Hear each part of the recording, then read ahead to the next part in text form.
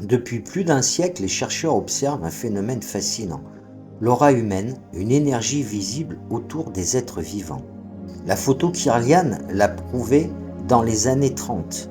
Pour ceux qui veulent faire des recherches internet, vous tapez photographie Kirlian, K-I-R-L-I-N-A.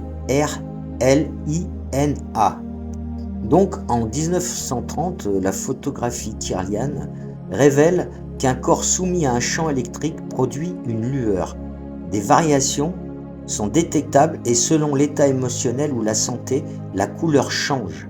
Aujourd'hui, nous avons des techniques modernes comme la GDV ou l'imagerie électrophotonique qui capturent ces émissions avec précision. Konstantin Korotov, scientifique russe, a beaucoup planché dans ce sens. Il y a aussi le biofeld.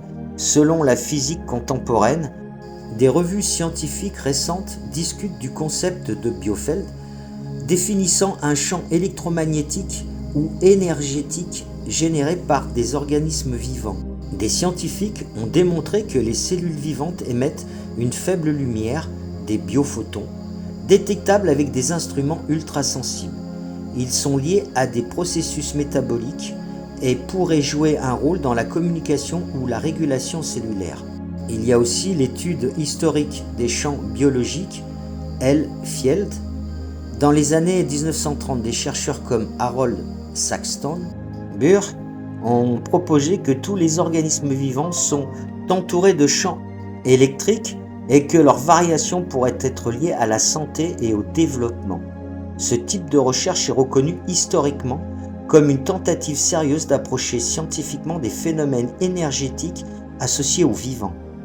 D'autres études montrent que ces images peuvent montrer des champs physiologiques avant l'apparition de symptômes visibles, donnant des indices précoces sur la santé ou l'état émotionnel.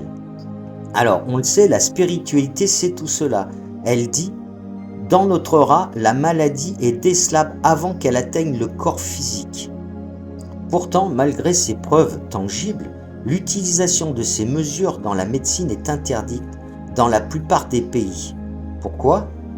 Parce qu'elles échappent à la reproductibilité stricte exigée par la science. Ben oui, ils ont trouvé les mots adéquats pour éviter l'évidence. Eh oui, si une expérience ne se répète pas à l'identique, elle ne peut pas être validée. Et vu que l'aura peut varier de couleur même sur une même personne, suivant les émotions dans lesquelles elle se trouve, donc, si les lectures varient selon l'individu, elles rendent un diagnostic direct non fiable et potentiellement dangereux. Eh bien oui, parce que reconnaître officiellement ces méthodes imposerait que l'on admette que la santé peut être décelée avant l'apparition de la maladie, ce qui bouleverserait tous les standards médicaux et légaux. Ainsi, ces phénomènes restent observables et mesurables, mais leurs usages pour soigner, diagnostiquer ou prédire une maladie est strictement interdit, même si les preuves sont concrètes. Parce que reconnaître ces champs énergétiques obligerait à accepter que l'homme dépasse la matière et que son énergie vitale ne peut pas être entièrement contrôlée ou standardisée. C'est pour cela que malgré leur existence tangible, ces manifestations restent dans l'ombre et le mystique. Mais tout ce qui est observé, biophotons, halos lumineux, variations énergétiques, nous rappelle que l'homme dépasse la matière. La science le mesure, l'analyse, mais cela n'est pas reconnu. La moralité est simple, c'est que dans ce respect silencieux se trouve la véritable compréhension. L'aura, cette énergie qui nous entoure, nous rappelle que la vie ne se réduit pas à ce que nous pouvons toucher ou mesurer. Ce qui est invisible, subtil et insaisissable guide, protège et transforme ceux qui savent observer et ressentir. Chaque être humain est un microcosme lumineux, un champ vivant en mouvement, révélant la connexion entre le corps, l'esprit et l'invisible. Même si la science refuse de reconnaître ce que l'œil ne voit pas, l'âme sait la vérité.